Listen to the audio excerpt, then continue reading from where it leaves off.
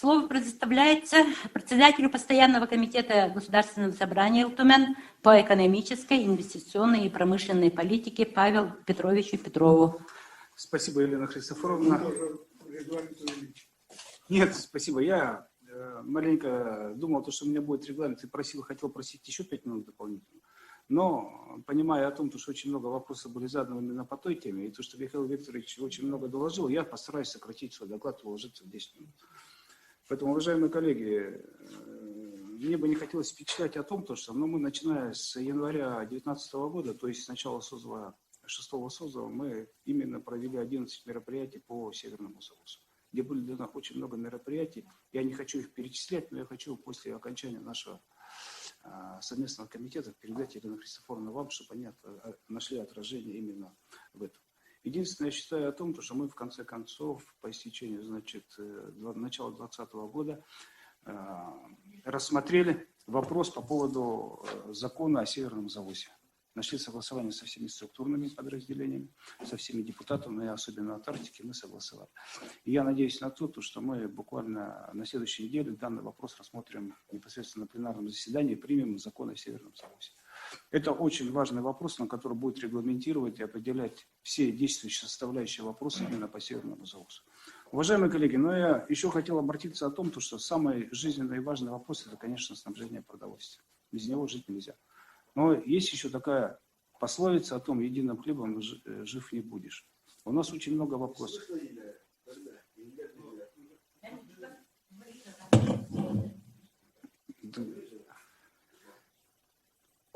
Губам я уже не могу, я уже так наклонился, что это.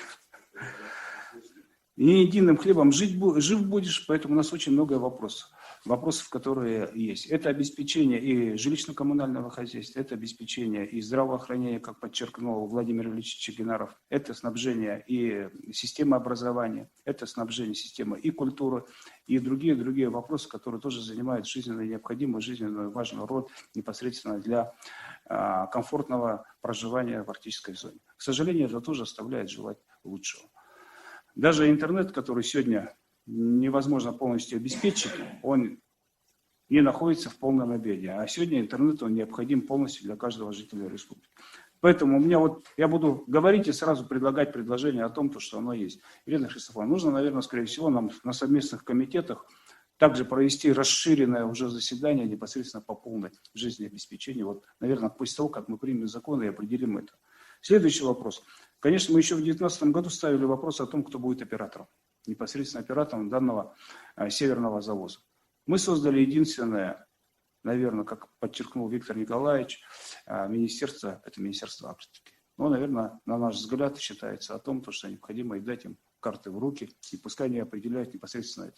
Потому что, я еще раз подчеркну, это и Минсельхоз, это и Министерство предпринимательства, это Министерство здравоохранения, это Министерство образования, Министерство и другие министерства, которые есть, необходимо, наверное, создать общее. Кто должен заниматься полностью всем жизнеобеспечением? Естественно, наверное, под вашим руководством, Михаил Викторович. Поэтому здесь нужно сделать. Любовь Леонидовна четко подметила по поводу того, что зеленый рейс. Да, зеленых рейсов, я хочу вам сказать, по зеленым рейсам, Любовь Леонидовна, вы подняли очень хорошую, так сказать, волну.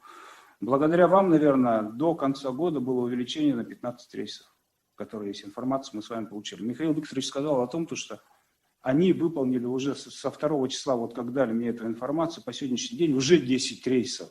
То есть осталось 5 рейсов, будем надеяться на то, что они выполнят. Но эти 15 рейсов – это капля в море. Она не обеспечивает должного внимания то, которое есть. У нас же сегодня существует другая проблема. Многие северные и арктические улусы, они находятся вне транспортной схемы. Сегодня транспортная схема, то, что Елена Христофоровна сказала о том, что у них сегодня нет логистики. Сегодня невозможно доставить туда не только продукты питания, но и ГСМ. И многие арктические улусы сегодня отказались от розничной продажи ГСМ населению. Это проблема сегодня. Возможно, это неправильное планирование. Здесь нужно тоже включить вопрос по поводу неправильного планирования. Возможно, это другие какие-то увеличения расходов и неправильный подсчет. Но это нужно решать сегодня, чтобы наше население не испытывало таких. Я знаю, что по некоторым арктическим районам заканчивается у нас углеводородное топливо в лице мазута, угля и так далее. Сегодня оно заканчивается, И если во многие улусы не завезут сегодня до 15 числа уголь, возможно, у нас будут другие проблемы. Я имею в виду 15 января. Нужно решать и эти вопросы, которые сегодня жизненно важны. Жизненно важны и необходимо. Сегодня вопрос не решается по поводу снабжения зимников. И зимников сегодня у нас дороги Арктики не в полной мере финансированы для того, чтобы содержать дороги Арктики, для которых ведут. Мы понимаем давным-давно вопрос по поводу так называемой старой сталинской дороги, которая у нас идет на Тикси, и дальше идет снабжение полностью по всей Арктике. Вопрос решается, но решается тоже со скрипом, будем говорить. Поэтому вопросов сегодня очень много. И на наш взгляд, мы рассматривали данный вопрос на комитете, буквально рассматривали в конце ноября, и предложили правительству создать единую логистическую схему по Республике Саха-Якутия, круглогодичную, чтобы включал не только, как Михаил Викторович сказал, речной, то есть водный транспорт, железнодорожный транспорт и автомобильный. У нас еще есть морской транспорт. И морским транспортом в этом году доставлено 69 тысяч тонн в арктические зоны и ОУС. Поэтому нам нужно объединять 4 вида. Мы должны привлечь к этому делу Российскую Федерацию и работать с ними вместе. Как снабжаться и что снабжаться. Вопрос тарифа обеспечения у нас сегодня стоит не на надлежащем уровне. Почему у нас политика ценообразования в арктической зоне у нас оставляет желать лучшего. Нам нужно привести в соответствие тарифную политику. Вот эти вопросы мы провели порядка 11 мероприятий, начиная от правительственных часов, круглых столов и рабочих совещаний, которые тоже нашли свое отражение. Я еще раз говорю, я не буду записывать, у нас здесь накопилось порядка 20. Хочу сказать, Михаил Викторович, да, очень многие предложения народных депутатов, они выполнены и сегодня нашли отражение здесь. Вы сделали подвижку по объединению 2 предприятий. Это Якутапторг и Горснаб определили. То есть это объединили, это хорошо. То есть сокращение штатов, может быть, начнут они межведомственно, прекратят межведомственную борьбу, которая у них есть. Это сам. Вы будете заниматься или мы будем заниматься. У нас, в конце концов, создан департамент именно по жизнеобеспечению. Давайте мы все это приведем в порядок, может быть, у нас из этого получится сокращение. Спасибо. Я вкратце, Елена Христофоровна так сказала, я передам. Я сначала подготовил доклад, да. Но мы потом все доклады понял о том, то, что лучше сказать, в СМИ. Да, лучше сказать о том, что вот сегодня какие проблемы есть. И то, что вот я хочу сказать огромное спасибо, что привлекли к данной работе. Почему? Потому что, я хочу сказать, что Государственное собрание ЛТМН, оно постоянно занимается этим вопросом занимается. И сегодня мы проводим на уровне 5 комитетов данное мероприятие, которое необходимо, важно для нашей жизни. Я просто так озвучил, извините, да, меня, может быть... Не, нормально. Спасибо. Да, поэтому я доклад свой отменяю, а вот эти жизненно важные вопросы я передам вам для того, чтобы они нашли отражение. Спасибо. Ага. Так, кроме этого, народными депутатами был поставлен вопрос создания дороги Арктики, которая сегодня многие вопросы решает. Так что парламентом много работы сделано. Так, давайте слово предоставим Ивану Ивановичу Горохову, председателю комиссии по развитию села и арктических территорий Общественной палаты Республики Саха-Якутия, человеку, который много лет работал главой района. Устоков. Дороги Арктики. Да, да. Пожалуйста, Иван Иванович. Уважаемые коллеги, участники заседания, вопрос этот северного завоза лихорадит. Если память не изменяет, не менее 30 лет, со времен так называемой Горбачевской перестройки и развала Советского Союза. Но эту проблему мы не раз обсуждали на различных площадках, я имею в виду общественные палаты, пленарных заседаниях первого и второго составов, в том числе 3,5 года назад. Арктика ждет принятия долгосрочных, я подчеркиваю, долгосрочных, не единовременных решительных мер по повышению качества жизни ее населения и системной работы, а не так урывками. Результативной работы органов государственной власти, ведомств и общественных организаций. По причине наличия ряда объективных факторов арктическая территория является сегодня да и в перспективе они будут дотационными. Раз так, с принятием стратегии развития Российской Федерации и признания 13 улусов арктическими, то для их развития должно быть, естественно, участие федерального бюджета. Об этом сегодня говорили, в том числе по Северному заводу. Но мы все понимаем, это с лихвой окупится за счет природных ресурсов арктической территории. Общественная палата вносит следующее предложение. Во-первых, мне понравилось выступление председателя комитета о разработке и утверждении закона о Северном заводе.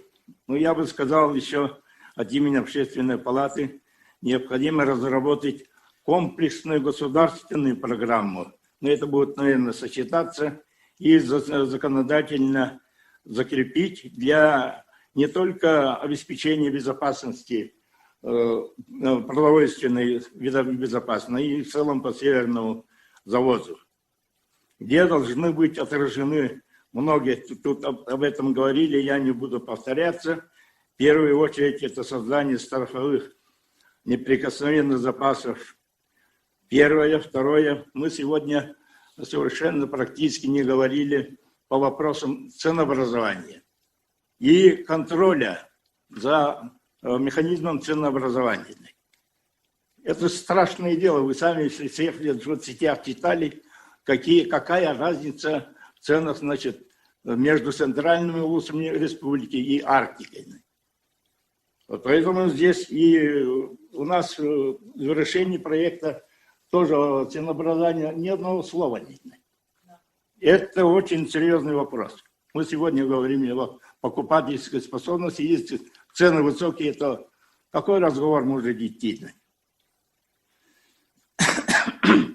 Ну и, естественно, вот Елена Христофоровна совершенно правильно говорит, в этих вопросах местная общественность тоже должна принимать очень активное участие. Дальше, вот для гарантированного завоза грузов, значит, северной территории необходимо дальше развивать, значит, автомобильный транспорт. Для этого нужны, значит, автозимники. И в свое время, когда случился срыв навигации, значит, в 2013 году на Индигирке, когда мы чуть не разморозили 3 улуса по Индигирке, мы с Виктором Николаевичем внесли предложение о создании специализированного дорожного хозяйства «Дороги Арктики». И хорошо, что спасибо парламенту в то время под руководством Александра Николаевича этот вопрос был принят и рекомендовано было правительству и президенту создать именно вот «Дороги Арктики». И сегодня благодаря деятельности вот этого дорожного хозяйства осуществляется альтернативный завоз грузов в зимнее время, потому что мы знаем, что по северу, я извиняюсь, плавают, значит, по рекам консервные банки, ржавые, значит, и в любой момент может получиться срыв. И в связи с этим я хотел внести одно предложение. Сегодня в России парадоксально нет понятия автозимника. В связи с этим необходимо, а мы об этом говорили здесь в свое время с Игорем Иннокентьевичем, он совещание, значит, собирал в марте месяце, как раз перед пандемией, но вот потом это дело затухло. Надо это дело продолжить, разработать законопроект и выйти с инициативой Госдумы Российской Федерации по внесению изменений и дополнений федеральных законов об автомобильных дорогах и дорожной деятельности в Российской Федерации в части включения понятия сезонные автомобильные дороги в арктической зоне, которым отнести автозимники как элемент дорожной сети, установление их правового статуса, определение нормативов обустройства, содержания, эксплуатации и, самое главное, порядок выделения финансовых средств из федерального бюджета. Сегодня из федерального бюджета практически деньги не выделяются. Время. Дальше рекомендовать правительству оптимизировать, вот сегодня совершенно правильно говорят, структуру, сократить количество участников Северного завода. И мое мнение как раз совпадает с мнением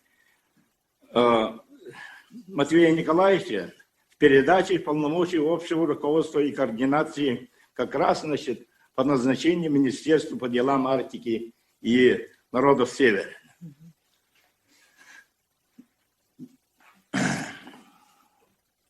Дальше правительству разработать научное обоснование рекомендаций по ускорению ледостава и созданию сети автозимнего продленного действия с использованием экстремально низких температур наших региональных атмосферного воздуха. Данный вопрос напрямую касается Министерства транспорта и дорожного хозяйства, заказчиков, всех подрядных организаций и в первую очередь казенное предприятие «Дороги Арктики», которое занимается автозимниками протяженностью 6000 километров, которые устраиваются в основном по бесчисленным водоемам. Искусственное наращивание толщины ледовых зимников может продлить перевозку грузов автотранспортом до 5,5 месяца за зимний сезон, вместо 4 обычно, как всегда вот сегодня делается. А это, вы сами понимаете, дополнительные десятки тысяч грузов, крайне необходимых для Севера. Вот, в основном вот эти вот, значит, предложения и многие, ну, некоторые вопросы, то, что вот я наметил для своего выступления, они отражены, значит, в проекте решения, и надо будет, значит, естественно, я прошу утвердить. Мы вас благодарим. Спасибо. Ваши предложения мы получили и в рекомендациях включили, и дополнительно то, что вы говорили, обязательно, по зимникам особенно, да? Так, спасибо большое, Иван Иванович. Слово предоставляется Захаровой Александре Гаврилевне. Захаров Александр Гаврилович, глава Тюметинского и Винкийского национального наследия, Булунский район. Пожалуйста, Каймылыр. Здравствуйте, уважаемая Елена Христофоровна, Виктор Николаевич, Михаил Викторович.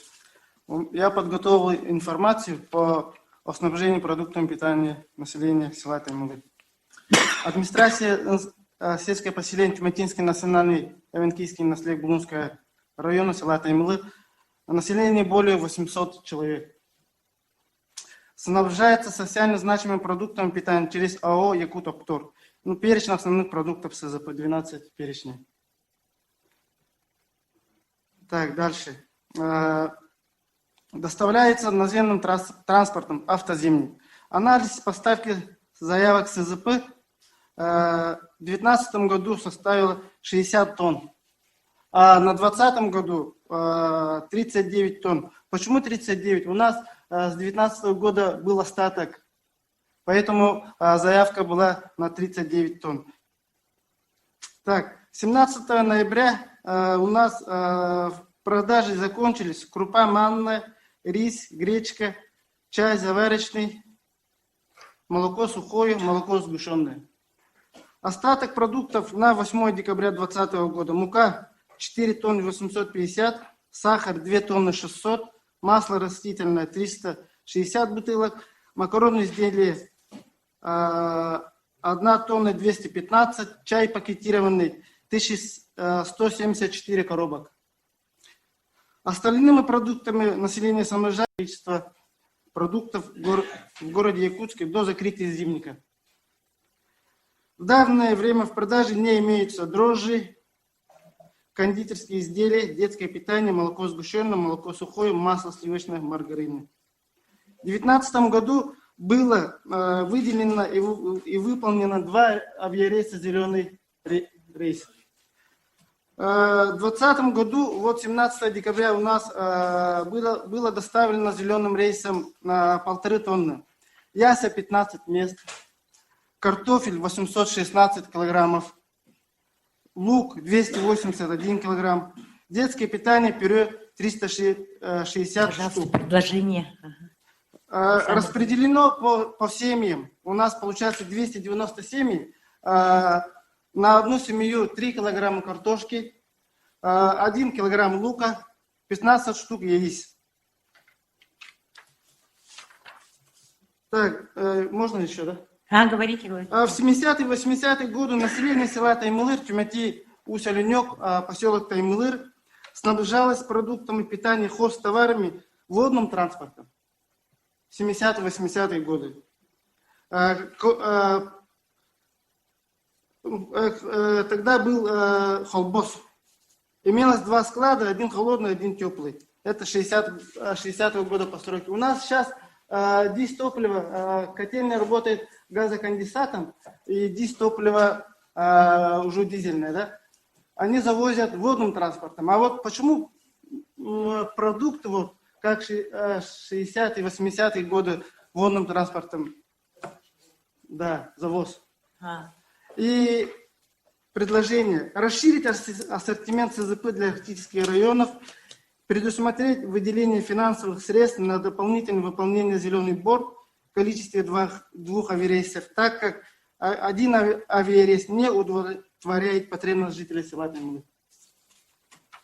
Все, да? Ну, у меня все. Спасибо. Так, это вопрос по обеспечению финансированием Стикси до вас, кто транспортные расходы на себя берет. Вы сами возите, да? Деньги предусмотрены на это? Ну вот видите. Ну ладно, спасибо. Дальше идем. Слово предоставляется Томской Тамаре Дмитриевне, главе, значит, Барагонский наслед Булунского района. Тамара Дмитриевна.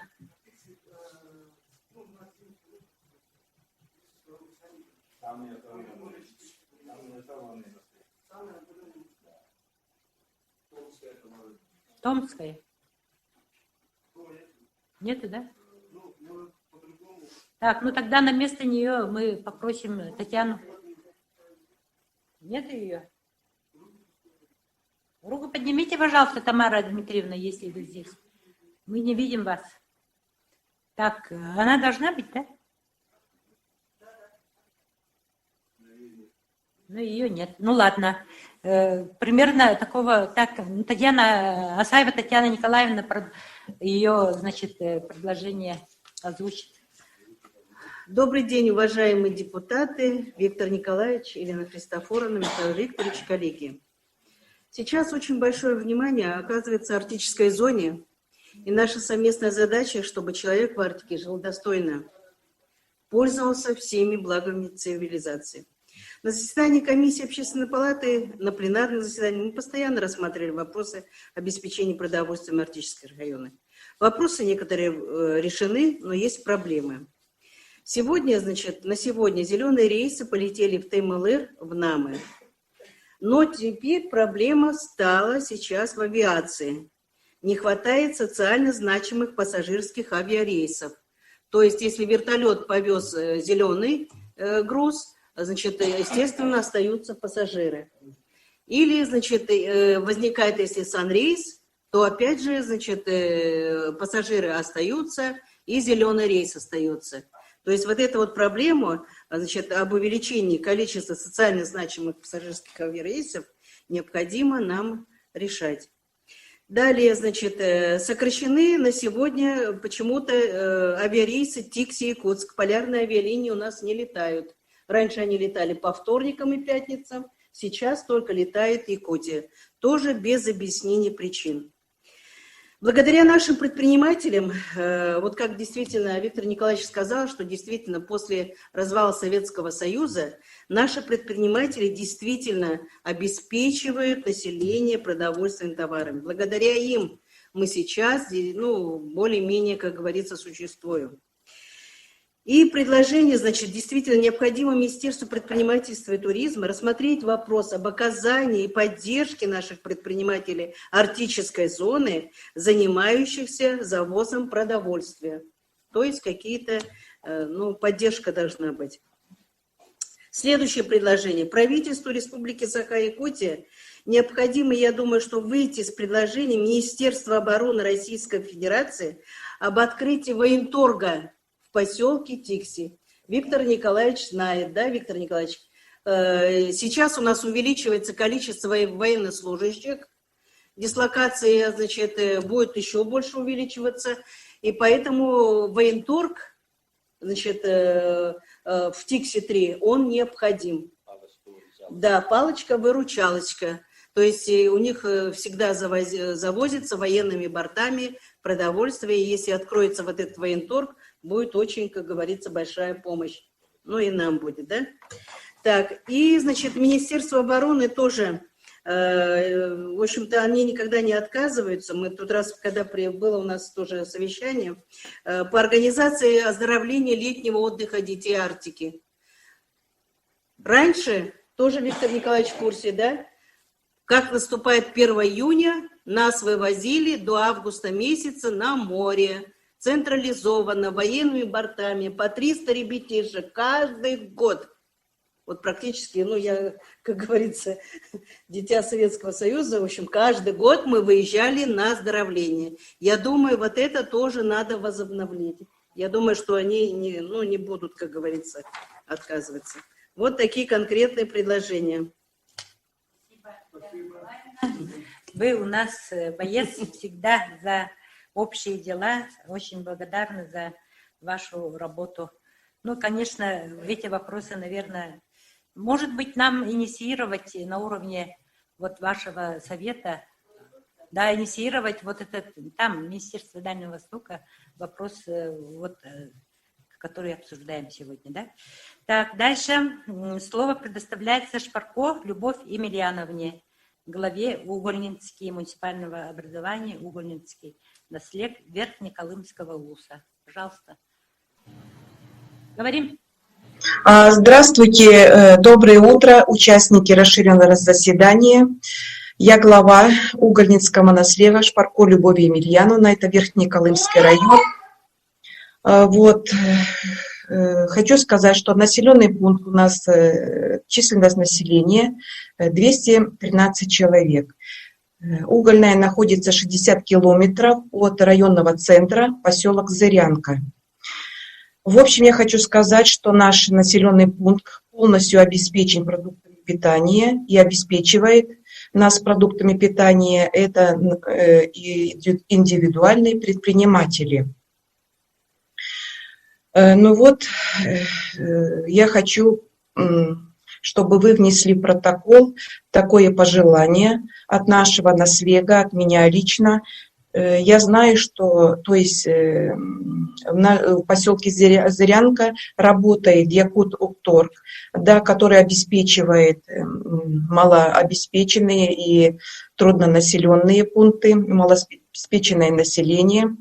И у нас уже, вы знаете, что цены растут, дополнительные доходы. Есть предложение, чтобы при возможности открыть филиал в каждом населенном пункте, то есть Якут-Укторга, чтобы как глава и администрация мы можем предоставить помещение и взять на себя коммунальные расходы. Для нашего населения, особенно для малоимущих, это будет очень удобно и не будет никаких возникать проблем.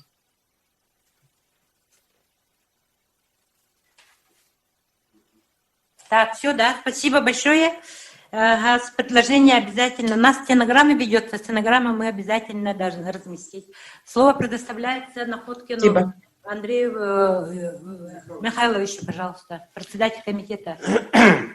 Уважаемый президиум, уважаемые участники, согласен с коллегой, народным депутатом Матвеем Николаевичем Евсеевым, что по обеспечению населения 13 улусов арктической зоны занимаются многие министерства, предприятия. Вроде бы занимаются все, но цены там высокие, продуктов не хватает. Сегодня мы уже услышали это.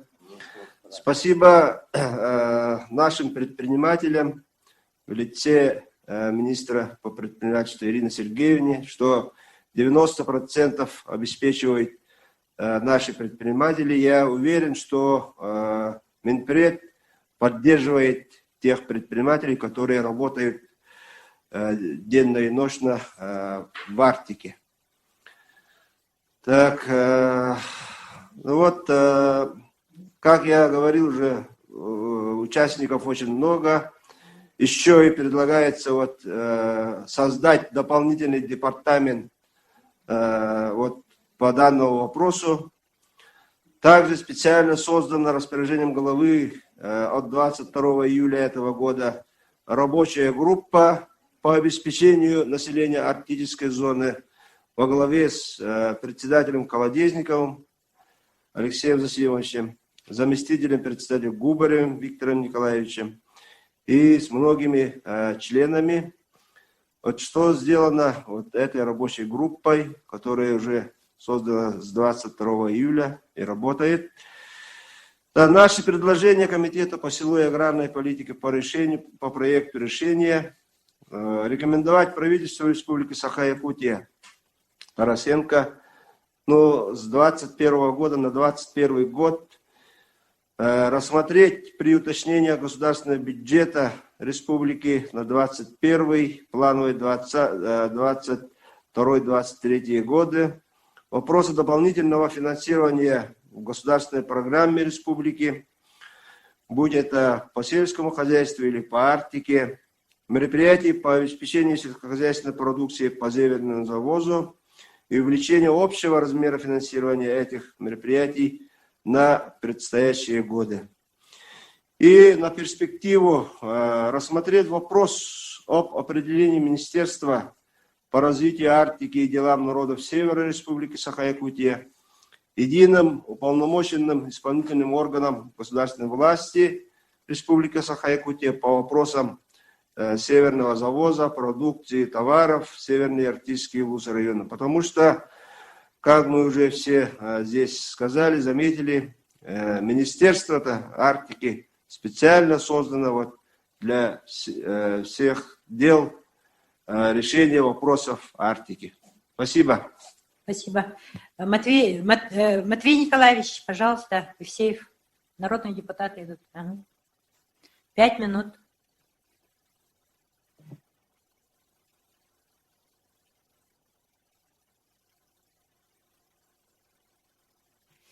Так, Любовь Викторовна Христофорова, пожалуйста. Вице-президент Ассоциации коренных малочисленных народов Республики Саха-Якутия. Любовь Викторовна Христофорова. Здравствуйте. Спасибо, что дали слово. Большая благодарность нашему комитету Госсобрания за то, что поднимать такие важные темы, жизненно необходимые для наших северян, и что отрадно то, что такое большое количество участников совещания. Но я хочу вот сказать по зеленым рейсам, который был вопрос, кто ответственен за наследов.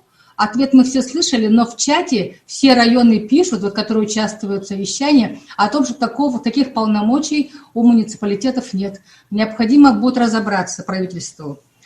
Так, значит, и пишут о расширении перечня детским питанием. Это вопрос тоже очень важный для отдаленных наследов.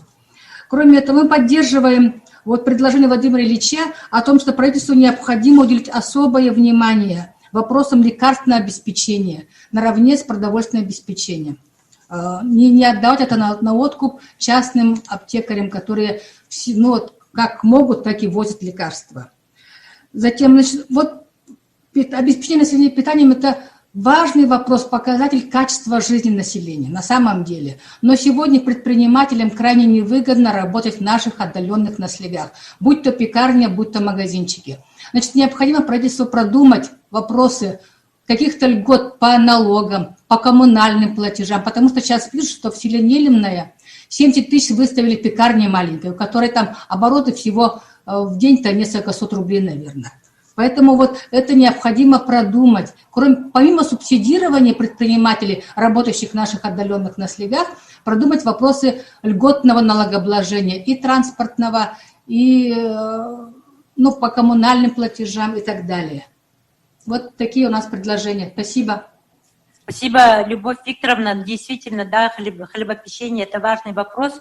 Было время, когда мы хотели оставить это государственном попечении. Как говорится, хлеб – это самый главный вопрос. Но в то время министр предпринимательства, и мы решили поднять вопрос именно на уровне муниципальных образований, решить вопросы коммунального платежа. Да? По некоторым районам оно не смогли, потому что повышаются тарифы же на свет. Это очень важный вопрос. Я надеюсь, Ирина Сергеевна здесь присутствует, по этому вопросу какие-то меры совместно с правительством все-таки примут. Хлебопечение – главный вопрос. Так, дальше. Слово предоставляется Владилене Абрамовне, Якутская Арктика. По 5 минут, товарищи. Вы смотрите, у нас выступающих очень много сейчас. Пожалуйста. Здравствуйте. Добрый день. Слышно, да? Слышно. Слышно. Добрый день, уважаемые участники совещания, народные депутаты, Елена Христофоровна. Я хотела немножко выступить по ценам, да, в арктических вузах. Мы проводили мониторинг благодаря Винокуровой Ульяне Алексеевне, да, обзванивали по всем вузам, они нам отправляли цены на продукты питания, которые на сегодняшний день стоят в магазинах, да, арктических районов. Исходя из этого видно, что там цены вообще неподъемные для кармана простого жителя арктических районов, да. Там, мы сами знаем, что зарплата очень маленькая. Яйца куриные, допустим, для примера, стоят 75-800 рублей за одну ячейку. Яблоки, бананы, мандарины, там 700-800 рублей за килограмм. Виноград то же самое, около 1000 рублей. Колбасные стоят 1000-1500 рублей за килограмм. Сыры.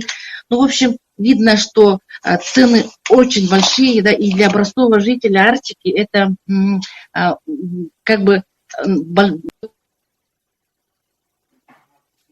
Так, отключились. Понятно, да, это важный вопрос. Перечень социально значимых продуктов питания, медом, молоком, яйца куриные добавить, детское питание, допустим, нестажен нам стоит здесь в городе Якутске тоже очень дорого, за банку 500-600 рублей, а в арктических районах эта банка стоит около 2000-3000. Так, Владимира Дмитриевна, спасибо вам большое. Михаила Викторовича Никифорова. Ага. Слышно, да? Слышно, но у вас связь пропадает. Я скажу, вы поднимаете важный вопрос ценообразования. Это мы здесь в документах не подчеркнули, но это мы обязательно дальше будем работать по этому вопросу. Но самое главное, вы увидели, что 10%, да, и 90% это цены, которые подняли наши предприниматели. Да, я хотела именно это сказать из доклада Елена Христофоровна. Я минуточку еще скажу. Из доклада Михаила Викторовича видно, что вы сами видели, да, что социально значимые продукты питания государственными предприятиями 10% всего завозится, а необходимо предусмотреть в законе конкретную государственную поддержку малому и среднему предпринимательству, работающему в арктической зоне республики, Российской Федерации. Да, это субсидировать транспортные расходы по завозу продуктов питания в арктические зоны до 70%. Также определить сроки годности продуктов по поясам. И в связи с труднодоступностью и большим расстоянием между населенными пунктами, я считаю, необходимо восстановить работу малой авиации. Да? Также возместить поселением транспортные расходы по северному завозу от центра до поселения. Мы об этом говорили сегодня. Да? И также, я считаю, очень важно увеличение сроков охоты и рыбалки и охоты для местного населения Арктики, так как это зачастую является единственным источником питания. А территории арктических районов признать территорией традиционного природопользования. Конкретными мерами можем как-то помочь. Спасибо большое. Якутская Арктика по всем вопросам очень активно участвует. Мы мониторинг проводили и по ветуправлениям, так, и по этим продуктам питания проведена с участием нашего уважаемой Винокурова Юлианы Алексеевны, нашего ученого, которая вот очень активно мониторит все вопросы, не только эти, да, и оленеводство, и климата. Мы очень благодарны ей. Так, дальше слово предоставляется Раисе Марковой, Булунский район. 3 минуты, по 3 минуты, пожалуйста. Решение. Так, так назывались именно. Есть Раиса Маркова, Булунский? Нет ее. Дальше Владимиров. Есть, да? Так. Раиса Маркова, пожалуйста. Да, я здесь. Ага. Слышно, да? Слышно. Предложение? Во-первых, предложение. Я уже повторяться не буду, наверное, да, Елена Абрамова уже все это сказала, то, что и тема такая у нас именно по арктическим улусам, по продуктам. Знаете, какие цены у нас в улусе, знаете, какие у нас состояния, поэтому я присоединяюсь к предложениям, какие есть. Алло? Слышно? Говорите. Слышно. Все, спасибо, Ирина Христофоровна. Мое предложение вот такое же, какое было у всех, которые сказали раньше. Все тогда, да, спасибо. Все тогда, спасибо большое за предоставление. Так, Любовь Леонидовна, пожалуйста, Евловская, народный депутат Арктики.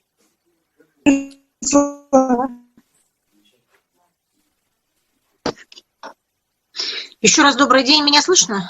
Слышно. Ага. Я хотела бы сказать, что действительно 1/10 часть, это за что отвечает государство, по северному завозу, это очень мизерная цифра. Учитывая, что питание – это безопасность здоровья граждан, а за безопасность здоровья, безопасность здоровья граждан отвечает 100% это государственные функции, поэтому контроль и координацию никто, с государства не снимал и не отменял.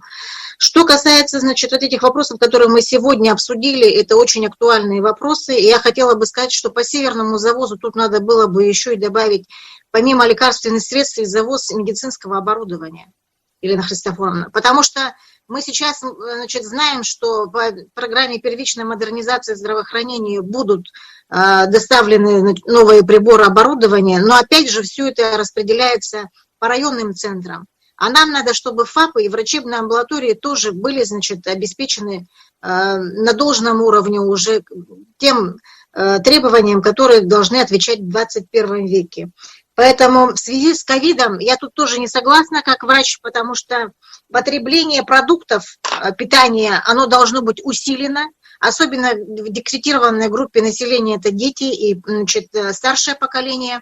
Поэтому нужно здесь определиться с заявками. И тут, наверное, не только один Минсельхоз виноват, и мы не ищем тут виноватых, мы сегодня ищем пути решения, данного вопроса. Поэтому обвинять друг друга, я думаю, тут не стоит. Поэтому, Михаил Викторович, обратите внимание на заявки, пожалуйста, со стороны глав населенных пунктов, отдаленных, труднодоступных наследов.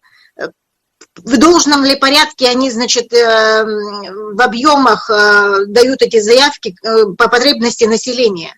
Судя по всему, если имеется такой дефицит продуктов, скорее всего, эти заявки снижены по объемам. Поэтому здесь нужна тоже координирующая, и контрольная функция со стороны исполнительных органов власти. Спасибо. Спасибо, Любовь Леонидовна. Слово Владимир Ильич, 3 минуты. Предложение. Владимир Ильич. Да. Он здесь? Ага. Да не, Иван Иванович, я вижу потом, обязательно. Владимир Ильич, пожалуйста. Да, Елена Христофоровна, спасибо. У меня 2 конкретных предложения. Первое, это в решении расширенного заседания комитета прописать первое правительству, рекомендовать правительству разработать механизм завоза жизненно необходимых важнейших лекарственных средств. Это первое. И второе, проработать вопрос. Вот мы сегодня поняли, что 90% товара, продуктов завозится предпринимателями. И нельзя ли их включить в конкурс по поставщику? Конкурс поставщику. Не надо, мне кажется, создавать там Арктика-Торг, представительство и так далее, а просто в конкурс, на конкурсной основе выбрать. Сегодня эти индивидуальные предприниматели, я знаю, самолетом, пароходом, еще они доставляют 90% товаров. И поддержка только нужна. Поэтому вот когда выбор поставщика основного по завозу товаров и грузов первой необходимости, мне кажется, на конкурсной основе их тоже надо подключать обязательно. Спасибо. Так, ну цены-то подняли предприниматели за 800 рублей килограмм. Ну, они завозят вот без никакой поддержки, они заказывают, фрахтуют самолеты и так далее. Будет поддержка, когда у них отработано. И тогда вот наименование социально значимых продуктов, а этот продукт обязательно... В условия прописать, чтобы они там цену установили такие-то и так далее. Специально я держу одно очень... А так дополнительно создавать какие-то и так далее, мне кажется, это неправильно. Иван Иванович, пожалуйста, спасибо. Предложения конкретные.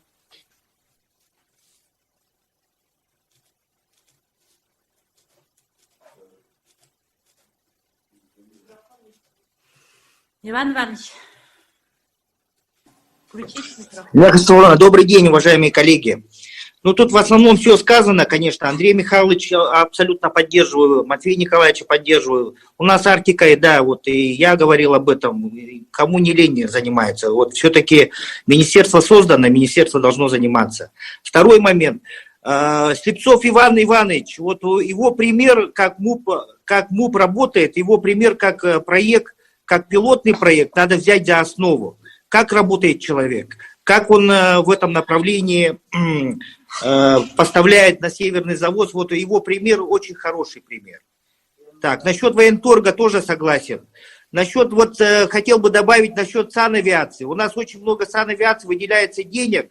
Если, ну там же спланировать это же возможно. Вот 13 районов, сколько у нас выполняется санавиацией. Обычно санавиация впустую летает, наверное. Ну вот в этом направлении тоже были бы, если бы решения были бы комплексными, да, и санавиация при полете, там, при заказах, при заявках могли бы и поставлять тоже бы продукты в этом направлении. Спасибо. Все.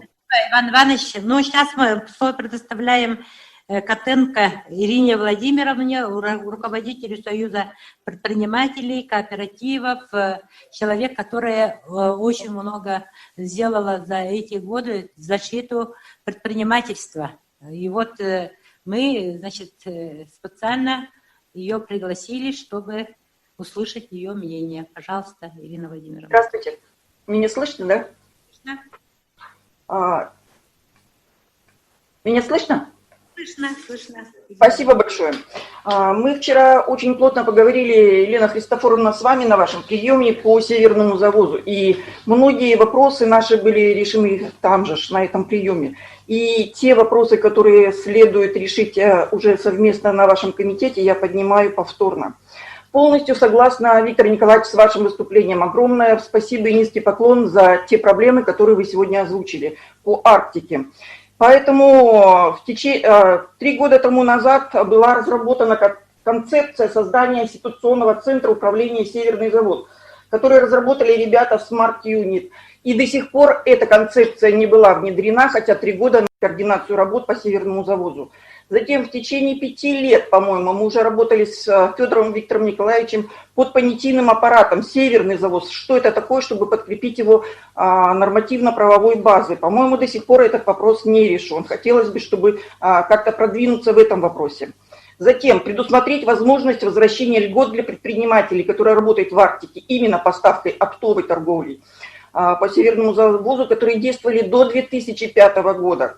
Затем предусмотреть источники финансирования данного проекта и предусмотреть, я имею в виду по мониторингу, источники, которые бы опережали финансирование завоза продукции. У нас сейчас идет по конечному результату. Затем развитию северных территорий поможет снижение страховых взносов для субъектов малого и микробизнеса, повторюсь, микробизнеса, который локализуется только в районах Крайнего Севера. Могу как член комиссии при Минпреде сказать, что приоритетное направление по субсидиям, программам и кредитам пользуются у нас предприниматели именно Крайнего Севера и Арктики. У них 20 баллов, приоритетный вектор именно помощи, по получению помощи. И насколько я знаю, в этом году им выделили около 40 миллионов. Могу ошибаться, плюс-минус. Но это точно так и есть. По поводу помощи и помощи по Северному завозу. А ведь можно и не помогать в плане дотаций каких-то определенных, а может быть развить нам мини-фирмы. Например, очень хорошо предприниматели пользуются субсидиями Минпреда и разводят кур, мини-фермы и куропатки. Посмотрите, завозить яйцо это дорого и очень накладно. Почему? Потому что срок очень маленький доставки и очень ограниченные у нас сроки реализации. Поэтому развитие помогло бы и предпринимателям заинтересоваться, остаться на местах Арктики и развивать свой бизнес. Затем, при рассмотрении законопроекта, который будет буквально 24 декабря, убедительная просьба как зампредседателя Координационного совета при главе республики его рассмотреть, посмотреть, принимали полное активное участие и Министерство экономики, Министерство предпринимательства, а особенно все бизнес-сообщества. И по возможности мы посмотрели, конечно, предусмотрели все и всех, у них низкие будут налоги, низкие ставки базовой доходности по районам Крайнего Севера и Арктики. Но, тем не менее, будет возможность еще каким-то образом включить туда понижающий коэффициент. Это было бы очень хорошо.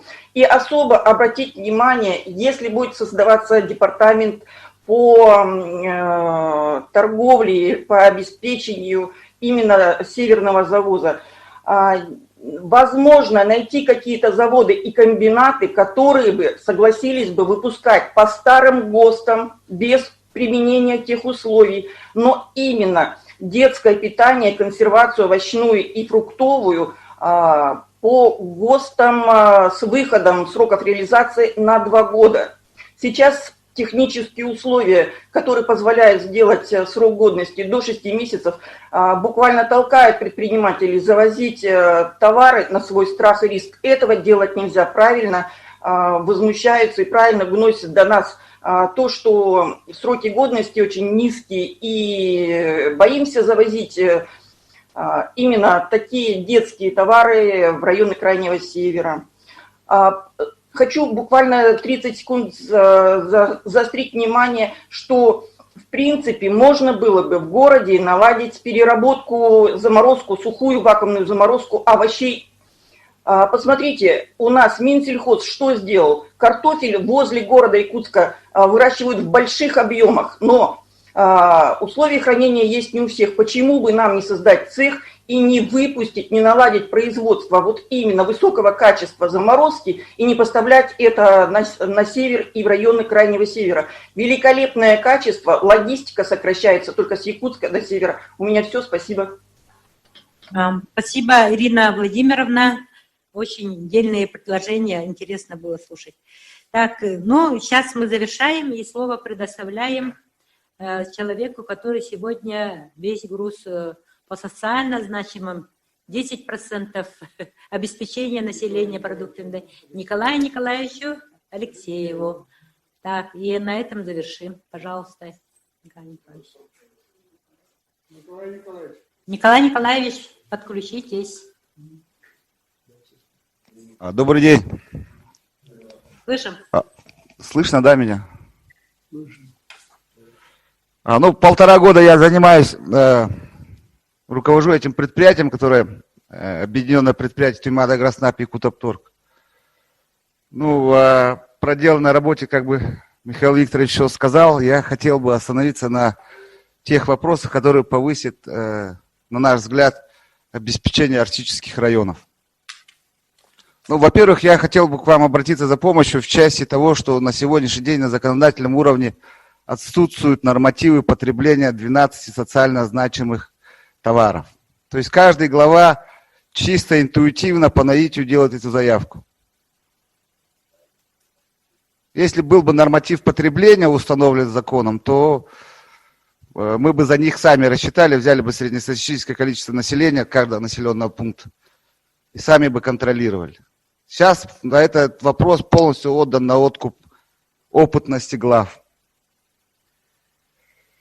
Теперь, для того, чтобы расширить перечень в части, допустим, фруктов, овощей, я хотел бы попросить депутатов помочь мне довести до конца ремонт овощехранилища, крупнейшее овощехранилище в Республике Саха-Якутия, это 5000.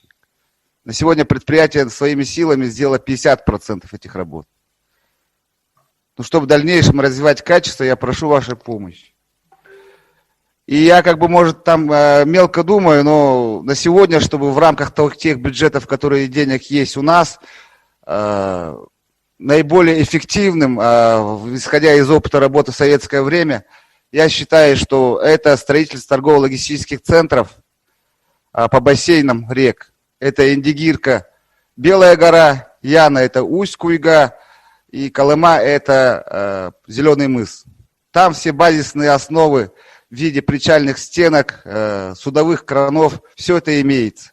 Проекты мы разработали, и на наш взгляд, это есть ключ решения многих задач. Это доставка в навигацию овощей, это сокращение затрат в 2 раза на авиадоставку в рамках имеющейся субсидии за счет сокращения расстояния. Мы сейчас все самолеты гоним с Якутска. При наличии торгово-логистических центров это расстояние сокращается в 2 раза, а количество рейсов, соответственно, тоже увеличивается. Это же, опять же, согласно по требованию закона, эти торгово-логистические центры могли бы стать местами хранения лекарственных препаратов и детского питания. При этом я считаю, что сумма потребностей для строительства, хотя бы для начальных этих 3 торгово-логистических центров, составляет всего лишь 120 миллионов. Помогите, пожалуйста, это осуществить, и мы готовы в кратчайшие сроки это сделать. Подготовительную работу мы уже ведем целый год. То, что касается технического обеспечения автотранспорта, кораблей, торгово-логистических баз, необходимых для осуществления северного завода в части города Якутска, мы это все в течение года сделали. Вот самый ключевой вопрос, может так, в рамках нашей работы, эти 3 торгово-логистических центра. Это 2 раза увеличение самолетов, непрерывное хранение, и это позволит в будущем расширить ассортимент. Если мы на законодательном уровне расширим ассортимент, а не будет мест приемки и хранения, это все сведется полностью к нулю. Все, спасибо большое за понимание. Спасибо. Так, спасибо, Николай Николаевич. Еще хотел вам сказать самую важную вещь, Михаил Викторович слышит как раз. Раз мы занимаемся северным завозом, строительством торгово-логистических центров, и строительство торгово-логистических центров, в свою очередь, связано с программой Минвосток развития. Мы также были у Крутикова, все этот вопрос муссировались, обсуждаются различные варианты, поэтому маленько нам тоже непонятно, когда у нас 1 миллион кураторов. Поэтому хотели бы попросить, в связи с тем, что строительство торгово-логистических центров является на сегодня важнейшей проблемой, то передать нас под ведение Министерства по делам Арктики.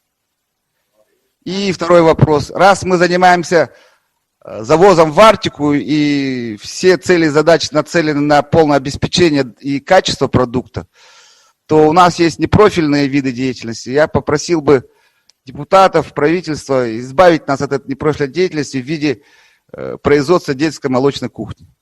Это целая отдельная отрасль, где надо прикладывать 100% силы, чтобы достигнуть успеха, но разрывать... Все, спасибо. Спасибо, Николай Николаевич.